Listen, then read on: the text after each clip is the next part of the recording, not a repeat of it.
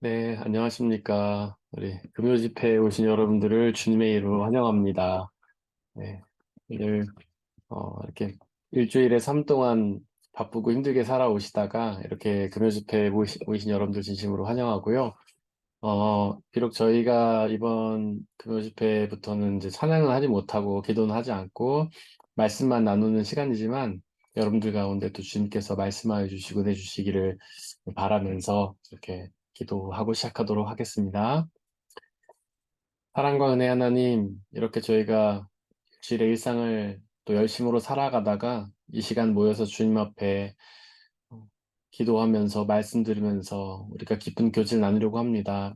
이 시간 우리와 함께하여 주시고 좀 우리에게 말씀하여 주시고 역사하여 주시고 우리가 주님과 깊은 교제를 나누는 귀한 시간으로 인도하여 주옵소서.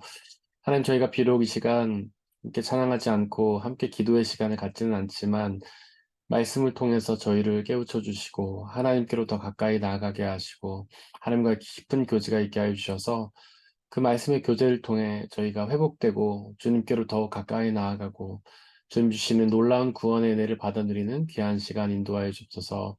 우리 주 예수님의 이름으로 기도드렸습니다. 아멘.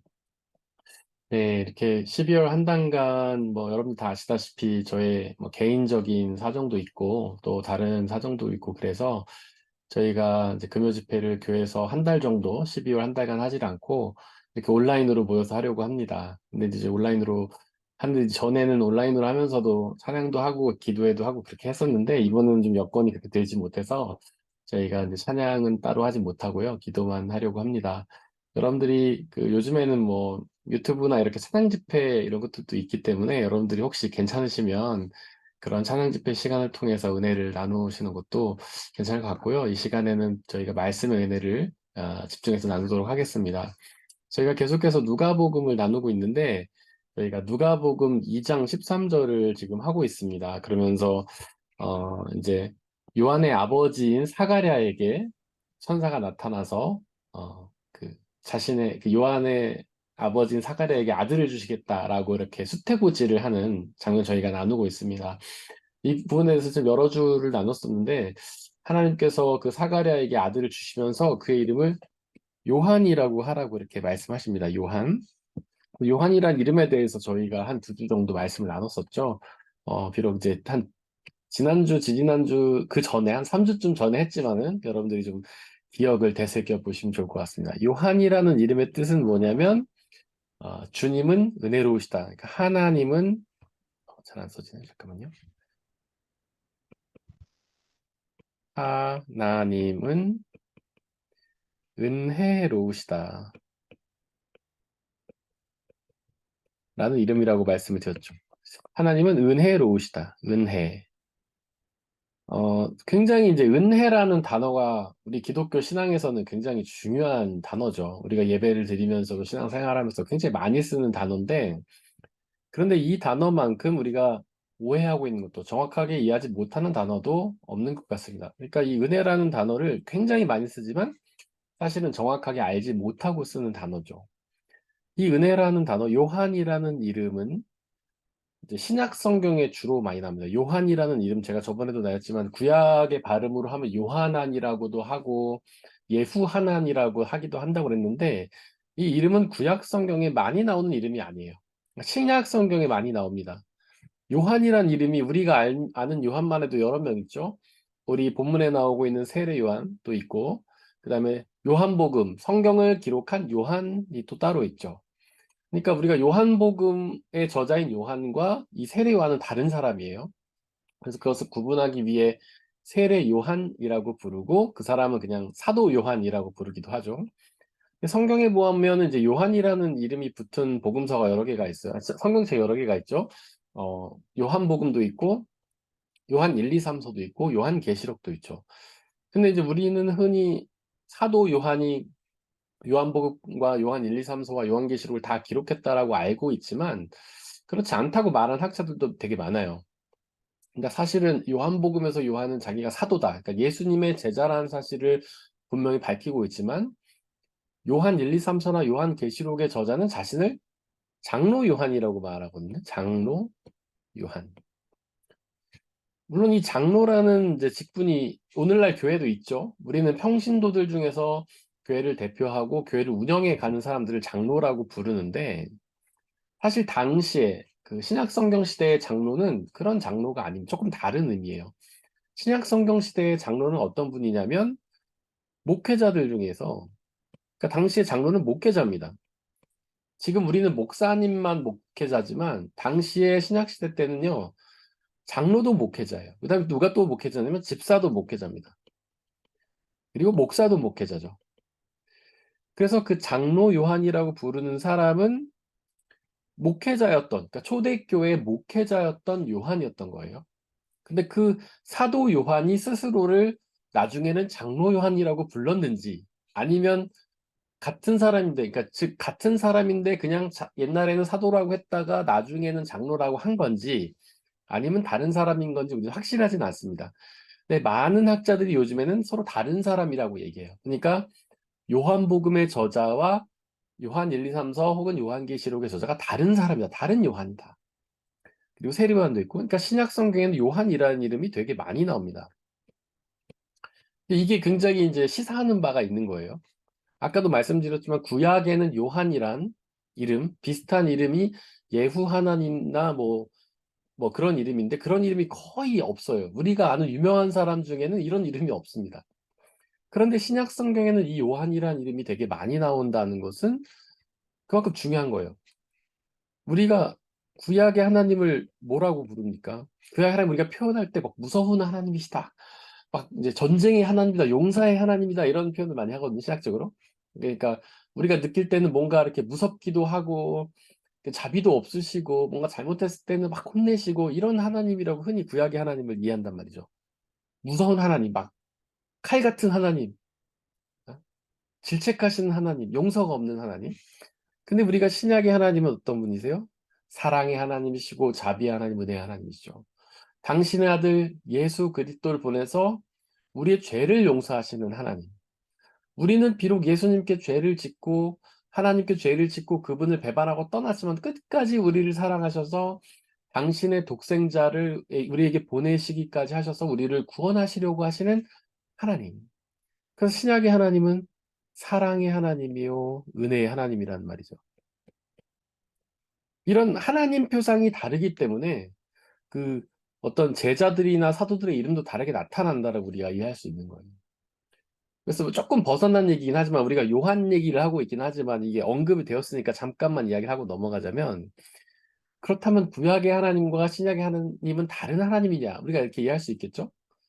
구약의 하나님은 무서운 하나님, 책망하신 하나님, 질책하신 하나님, 용서가 없으신 하나님, 막 이스라엘 백성들이 잘하면 칭찬했다가 못하면 막 벌하신 하나님, 광야에서 이스라엘 백성들이 우상 만드니까 그 뭐 사람들을 보내갖고 막 멸절하시기도 하고, 어떤 뱀을 보내서 물러서 죽게 하시기도 하고, 그리고 여호수아를 보내서 막 가나안 백성들을 쓸어버리시고 하는 하나님.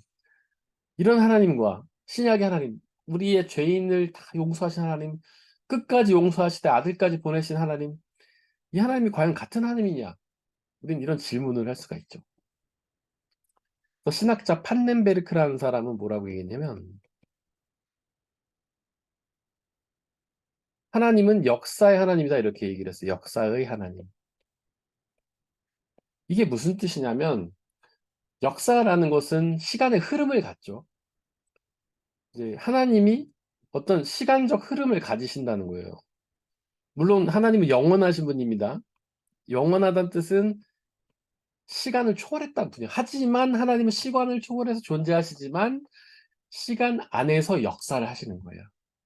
그래서 시간 안에서 역사한다는 건 뭐냐면, 시작이 있고 중간이 있고 끝이 있다는 뜻입니다. 마치 사람은 역사적 존재죠. 역사를 벗어난 사람이 있을 수가 없죠. 이 세상 모든 사람들은 그 역사가 훌륭한 역사든 아니든 다 개인의 역사를 가져요. 물론 그게 책으로 기록되느냐 아니냐의 차이가 있겠지만은 모든 사람은 다 개인의 역사를 가지죠.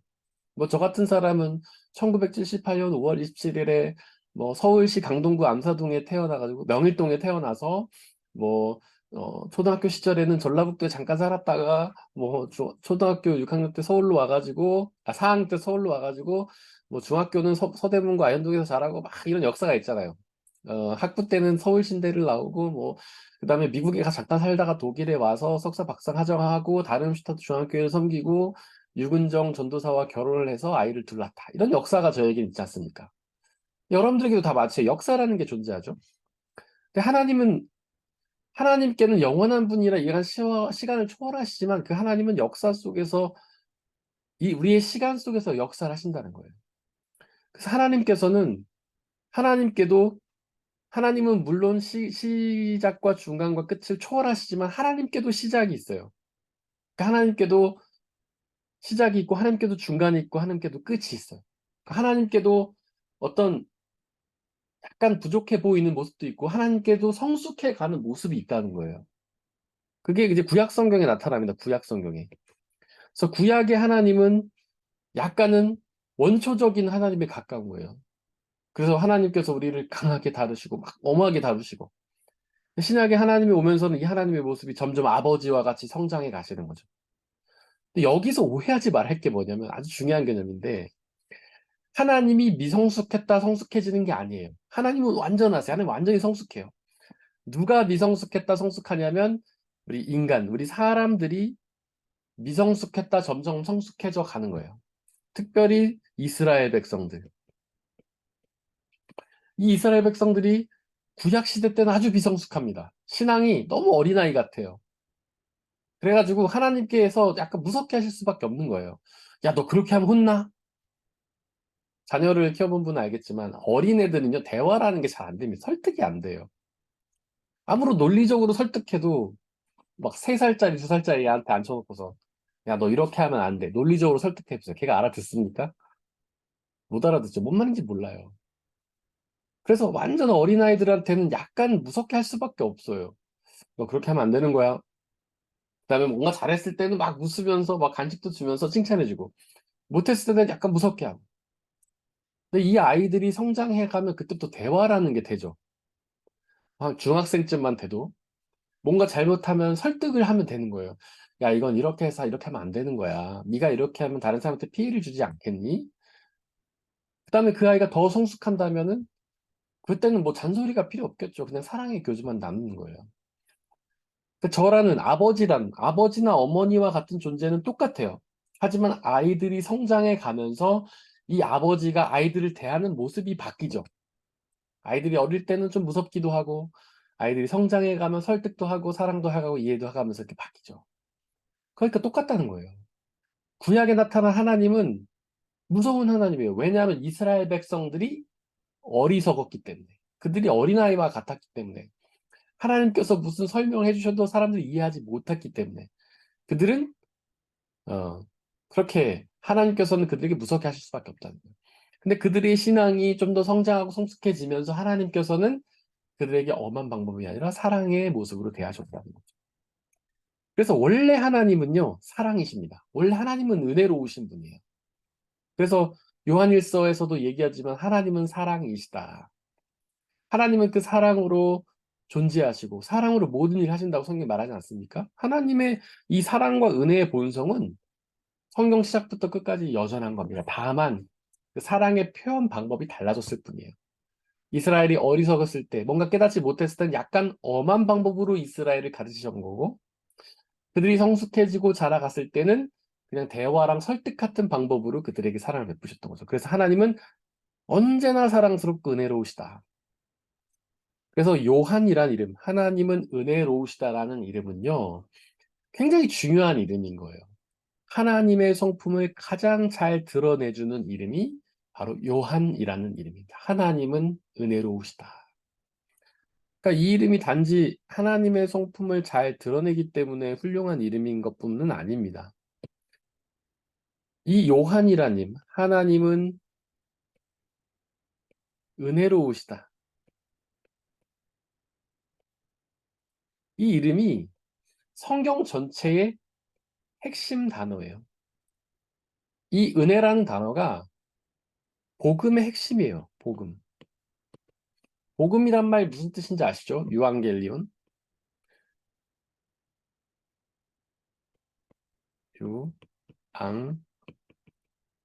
유앙겔리온. 헬라어로 유앙겔리온이라고 합니다. 복음. 이게 이제 다른 말로 하면은 좋은 소식이에요. 좋은 소식. 혹은 기쁜 소식.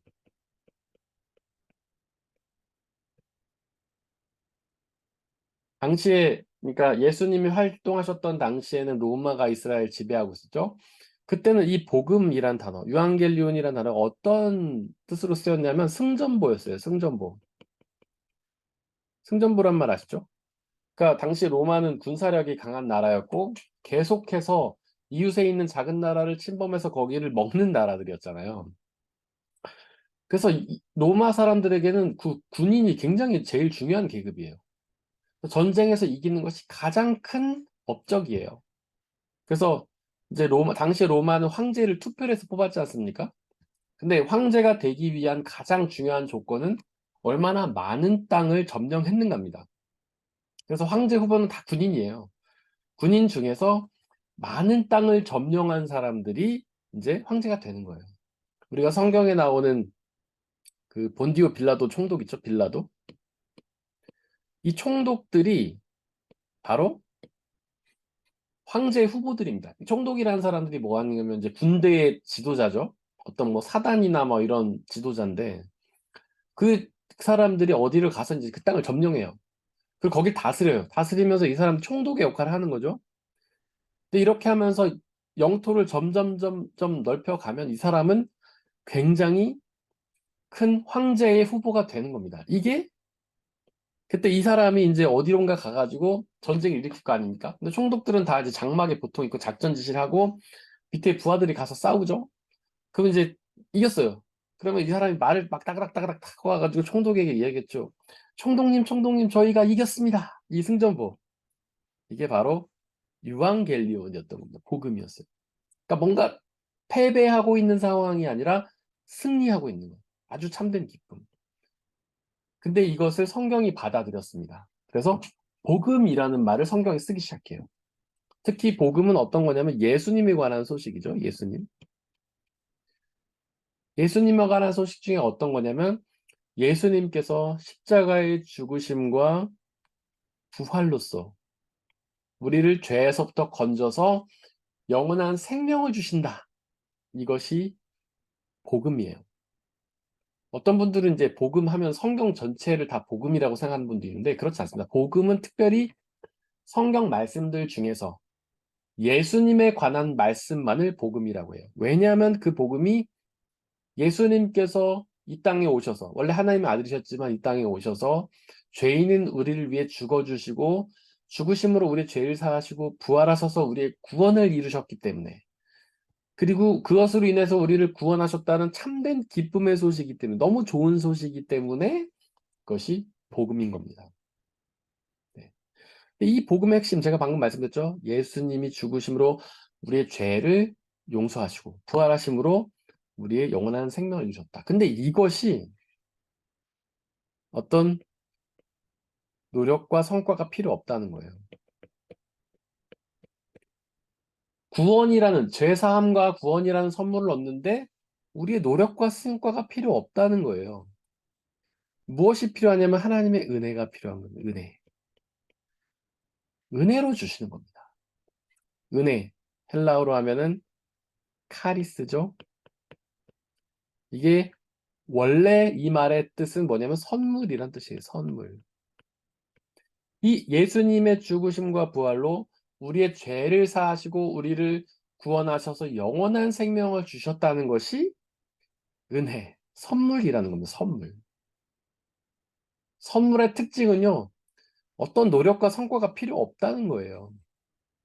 우리가 누군가에게 선물을 줄 때 그 사람이 나한테 잘하니까 선물 주는 게 아니잖아요.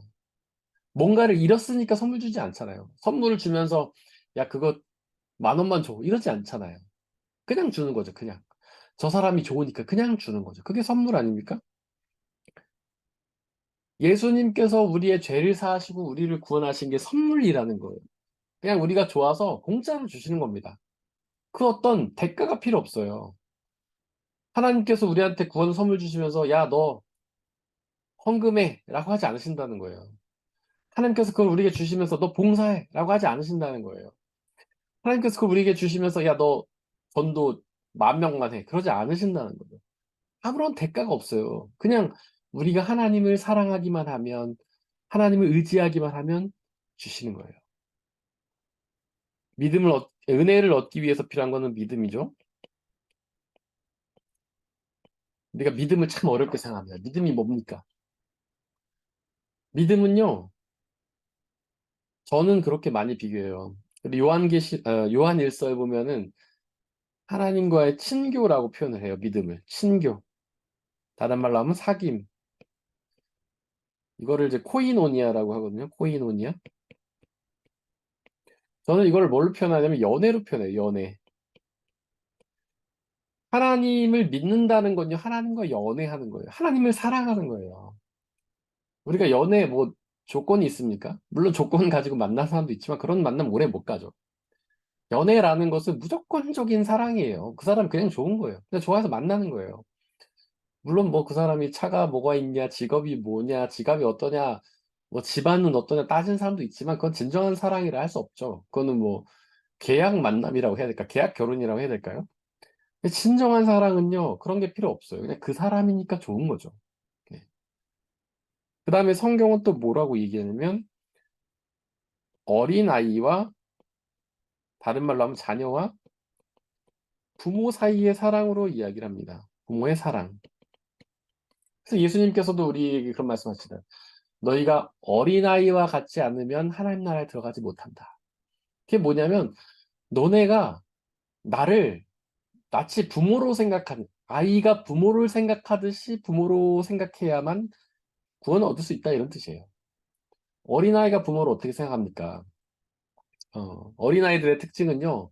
부모를 절대적으로 의지한다는 거죠. 부모 중에서도 특별히 엄마를 더 의지하죠. 그래서 어린아이들일수록 엄마만 있으면 아무것도 필요가 없습니다. 뭐, 엄마가 있어야지만 그 다음에 다른 게 필요한 거예요. 엄마가 옆에 있어야지만 장난감도 필요하고 간식도 필요하고 이런 거예요. 엄마가 없는 순간 이런 거 다 필요 없어요. 만약에 막 놀다가 장난감 갖고 막 재밌게 놀고 있었어요, 아이가. 딱 주위를 둘러서 엄마가 없다는 걸 확인하면요. 장난감 다 버리고 엄마 찾으러 뛰어갑니다. 그게 어린아이. 이 세상에서 아이에게 가장 소중한 것은 부모 중에 엄마예요, 엄마.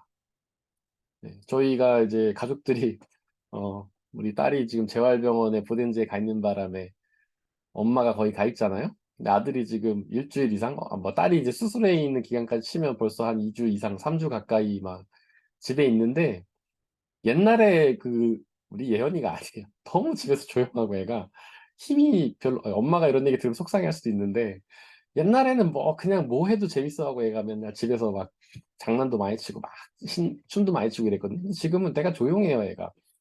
그냥 뭐 엄마 없어서 그런 것 같아, 제 생각에. 그냥 이렇게 좀 심심하면 책이나 본다 그러고 내가 놀자 그래도 제가 놀자 그래도 이렇게 적극적으로 놀지 않고 옛날처럼 막 그렇게 밝지가 않아요, 애가. 엄마가 없어서 그런 것 같습니다. 그런 거예요. 하나님과 우리의 믿음은요, 어린아이가 부모를 생각하는 그 마음이에요. 사랑하는 그 마음이에요. 어린아이는 엄마, 아빠만 있으면, 특별히 엄마만 있으면 아무것도 필요 없죠. 우리의 믿음도 그런 거예요. 하나님만 있으면 아무것도 필요 없는 그런 게 믿음이죠. 그리고 그러니까 다른 주위 것들에 우리 관심을 두다가도 엄마만 있으면 만족하는 그 상태. 그것이 바로 어린아이와 부모의 관계죠. 근데 반대도 마찬가지예요. 하나님도 우리를 자녀로 생각하시잖아요. 그럼 우리는 무능력해도 됩니다. 뭔가 잘 못해도 돼요. 어떤 부모가 어린 자녀가 대단하기를 바랍니까? 막 3, 4살짜리 아이가 야, 지금부터 천재적인 그런 능력을 갖기를 바라는 막 엄청나게 똑똑한 공부를 잘하고 막, 과학적 발견해 이런 거를 바라는 부모는 없잖아요. 그냥 그 아이가 건강하기만 바라지 않습니까? 잘 먹고 잘 싸고 잘 자고 잘 놀고 이것만 바라잖아요. 하나님도 마찬가지라는 거예요. 하나님 우리에게 바라시는 거는 대단한 게 아니에요. 그냥 우리가 자녀로서 하나님만 온전히 의지해 주기를 바라시는 거죠. 우리가 능력이 없고 뭔가 대단하지 않아도 우리를 사랑해 주시는 거예요. 그게 바로 은혜입니다. 은혜. 이 은혜의 말씀은요, 복음의 핵심이기도 하고, 로마서 전체의 핵심이기도 합니다. 로마서. 로마서가 바로 이걸 얘기하고 있어요. 근데 당시에 이제 많은 신앙인들이 분명히 구원은 은혜라는 사실을 성경이 말하고 있음에도 불구하고 자신들이 하나님한테 뭔가 해야 된다고 생각합니다. 하나님한테 뭔가를 좀 해야 된다. 예를 들면 봉사를 해야 된다, 헌금을 해야 된다, 그 다음에 주일 성수를 해야 된다 이런 생각을 해요. 그게 누구냐면 바로 바리새인들이죠. 이 사람들은 계속해서 그래서 뭔가를 하라고 강조하잖아요. 구원을 얻기 위해서는 주일 성수해야 됩니다. 안식일을 철저히 지키세요. 헌금하세요, 봉사하세요 이런 걸 강조했던 사람들이 바리새인. 예수님이 그들에게 뭐라고 하십니까? 야, 이 독사의 자식들아. 이 굉장한 이제 어, 굉장한 욕설 같은 말이죠. 하나님께서 그들을 굉장히 크게 책망을 하신 거죠. 어리석은 인간들이라는 거예요. 그 사랑의 예수님께서, 인자한 예수님께서, 그 누구를 보고도 화내지 않으셨던 예수님께서 유일하게 바리새인들에게만 화를 내셨어요. 왜냐하면 그들이 이 복음의 본질인 은혜를 흐트러뜨렸기 때문에 그래요. 복음의 본질인 은혜를 흐트렸기 때문에 바리새인들을 예수님 그렇게 책망하신 겁니다. 예수님께서는 야 나를 믿기만 해. 나랑 사랑만 하자. 나를 의지하기만 해. 그럼 내가 구원을 은혜로 선물로 줄게 하셨는데 이 바리새인들은 그거를 뒤집어 버리는 거죠. 아니에요. 구원을 얻기 위해서는 여러분들 뭔가를 해야 됩니다. 주일 성수하고 헌금하고 봉사해야 됩니다. 여러분들의 노력과 성과가 필요합니다. 이런 주장을 반복해서 듣게 되면 어떤 일이 발생하냐면 믿음이 점점 식어집니다. 만약에 우리의 구원을 노력과 성과로 얻어야 된다고 한다면 우리는 믿음에서 멀어질 수밖에 없어요. 구원을 포기할 수밖에 없어요. 왜냐하면 우리는 노력과 성과로 완전할 수 없기 때문이죠. 우리가 하나님을 위해서 뭔가를 한다고 마음을 먹어도 완전할 수 있습니까? 내가 하나님 열심히 믿겠습니다. 저 기도도 많이 하고요. 성경도 많이 읽을게요. 다 작심해 보셨죠? 그 작심이 얼마나 가요? 좀 바쁜 일 생기고 그러면 다 잊어버리지 않습니까? 하나님 새해가 되면은 제가 열심히 이제 기도도 하고 전도도 하고 봉사도 할게요. 며칠만 흐르면 다 잊어버리게 되죠. 의지가 박약해요, 우리는요. 뭔가를 노력해서 성과를 이루고자 하는 의지가 박약합니다. 의지가 강하더라도 우리는 완전히 할 수가 없어요. 우리가 우리의 노력으로 하나님을 위해 봉사를 한다고 생각해 봅시다. 근데 갑자기 불치병에 걸렸어요. 갑자기 사고를 당했어요. 그럼 할 수 있습니까? 우리가 사고를 당해서 막 손발을 제대로 못 쓰고 있다면 우리가 하나님 위해서 주일 성수나 헌금과 봉사를 할 수 있나요? 그럴 수가 없잖아요. 우리 의지가 강하더라도 못하고요. 우리 의지는 박약합니다. 그래서 우리의 노력과 성과로는 결코 구원을 이룰 수가 없습니다. 우리는 오직 은혜로만. 로마서의 핵심 내용이 바로 그건 거예요. 그래서 로마서에서 바울은 뭐라고 했냐면 여러분들 구원은 율법을 지키는 행위로 얻는 것이 아닙니다. 예수님을 믿는 믿음으로 은혜로 얻는 것입니다. 그래서 로마서에서는 계속 그 얘기를 하죠. 근데 그 로마서가 굉장히 중요한 책입니다. 그래서 로마서를 읽고 굉장히 많은 사람들이 신앙으로 돌아왔어요. 우리가 이제 굉장히 초대교회의 신학자 중에 가장 유명한 사람 중에 하나가 누가 있냐면 아우구스티누스라는 사람이 있어요. 이 영어로는 어거스틴이라고 합니다. 굉장히 유명한 신학자예요. 이 사람이 원래는 이단 종교에 빠져 있었어요. 마니교라는 이단 종교에 빠져 있었고요. 그리고 아내가 있었음에도 불구하고 성적으로 굉장히 타락한 사람이었어요. 그다음에 인생 자체가 막 타락했어요. 마니교에 빠져 있었긴 했지만 굉장히 그냥 쾌락과 향락을 즐기는 인생에 빠져 있던 사람이 바로 아우구스티누스입니다. 이 사람이 로마서를 읽게 됐어요. 어떤 계기로? 그러다가 그 은혜라는 단어를 통해서 예수 그리스도 영접하게 된 거예요. 이 사람이 마니교를 믿을 때에는 노력과 성과로 신에게 도달해 보려고 한 겁니다. 그런데 이런 노력과 성과가 무의미하다는 걸 깨닫게 됐어요. 그래서 굉장히 심한 죄책감에 시달립니다. 그러다가 세상의 향락에 빠진 거예요. 성적인 문란함에 빠지고 어떤 뭐 술에 빠지고 도박에 빠지고 이런 데 빠지게 된 거예요. 인생을 포기한 거죠. 신에게 다가가기를 포기한 거죠. 그러다 로마서를 읽고 우리가 구원을 얻기 위한 어떤 노력과 성과가 아닌 하나님을 믿는 그 온전한 믿음을 통해서 은혜로 얻는다는 사실을 깨닫고 주님께로 돌아오게 됩니다. 현대의 신앙인들 중에도 그런 사람이 많아요. 예수님 처음에는 막 믿다가 열정으로 막 열심히 봉사해요. 봉사도 하고 막 어떤 헌금도 많이 하고 성경 찬송도 많이 읽고 주일 성수 막 해요. 그러다가 자신의 어떤 의지와 노력이 부족해서 그런 일들을 잘 못하게 되면 아주 심한 죄책감에 시달립니다. 그러다가 신앙에서 멀어지는 경우가 너무 많아요. 하지만 로마서는 복음서는 우리에게 말합니다. 우리의 구원은 우리의 노력과 성과로 얻는 것이 아니라 주님을 믿는 믿음으로 얻는 것이다. 우리가 그분을 사랑하기만 하면 우리의 노력과 성과가 부족해도 하나님은 우리를 사랑해 주신다. 우리가 날마다 쓰러지고 넘어져서 우리가 하나님 앞에 큰 주일 성수도 못하고 헌금도 못하고 봉사를 못할지라도 그 하나님을 믿기만 하면 사랑하기만 하면 마치 어린아이가 부모를 의지하듯 의지하기만 하면 하나님께서는 그 구원을 은혜의 선물로 공짜로 우리에게 주신다라는 것. 그것이 로마서의 핵심입니다.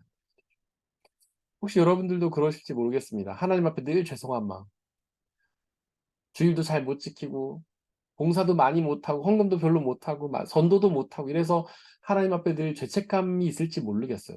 그러나 하나님께서 우리에게 원하시는 것은 그런 게 아닙니다. 오직 우리의 사랑이에요. 마치 어린아이가 부모를 사랑하듯 의지하는 그 사랑. 그래서 하나님께서 우리에게 원하신단 말이에요. 그 사랑을 하나님께 드리고 하나님께서 주시는 믿음의 선물을 우리가 받아들였으면 좋겠습니다. 이 시간 잠시 우리가 우리 각자의 자리에서 말씀을 기억하면서 잠깐 기도했으면 좋겠습니다.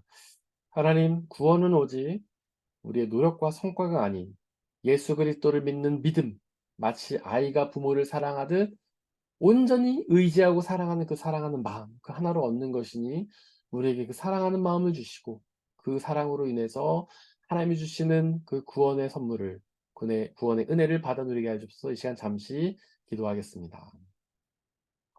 사랑과 은혜 하나님, 우리가 온전히 예수 그리스도를 믿고 의지하게 하여 주옵소서. 우리가 하나님 뭔가를 이루려고 했던 우리의 노력과 성과를 다 내려놓고 하나님 우리가 겸손히 주님 앞에 나가길 원합니다. 우리의 자신이 뭔가를 구원을 얻을 수 있다는 이룰 수 있다는 그런 교만한 마음이 가졌다면 다 내려놓게 하여 주시고 그런 우리의 의지와 노력들이 실패함을 우리가 받아들이게 하시고 저는 그로 인해 죄책감을 느끼지 않게 하시고 하나님 이 모든 것들을 주님께 바쳐드리고 오직 주님 저희가 주님을 믿게 하여 주옵소서 주님을 사랑하게 하여 주옵소서 마치 어린아이가 부모를 의지하듯 우리가 주님만 의지하게 하시고 그로 인해 주님이 주시는 구원의 은혜를 받아 누리게 역사하여 주시옵소서.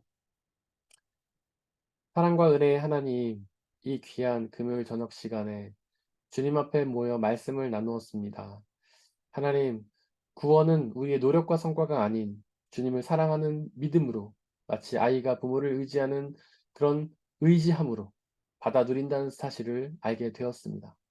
그로 인해 하나님께서는 우리에게 구원이라는 은혜의 선물을 우리에게 주신다는 사실을 우리가 깨달았습니다. 앞으로 이제는 우리가 더 이상 하나님을 위해 뭔가를 하려고 노력하는 것이 아니라 하나님과 사랑하려고 노력하게 하시고 주님을 온전히 믿고 의지하려고 노력하게 하시고 지금 그로 인해 우리가 주님 주시는 그 구원의 은혜를 받아 누리게 하여 주시옵소서. 비록 우리의 의지가 박약하고 실수가 많아서 우리가 하나님을 잊고 살 때도 많지만 주님 우리를 불쌍히 여기시고 성령 하나님 우리에게 보내주셔서 우리가 성령 하나님의 능력을 통해 하나님을 온전히 믿고 의지하여서 주님 주시는 은혜의 선물 받아 누릴 수 있게 역사하여 주옵소서.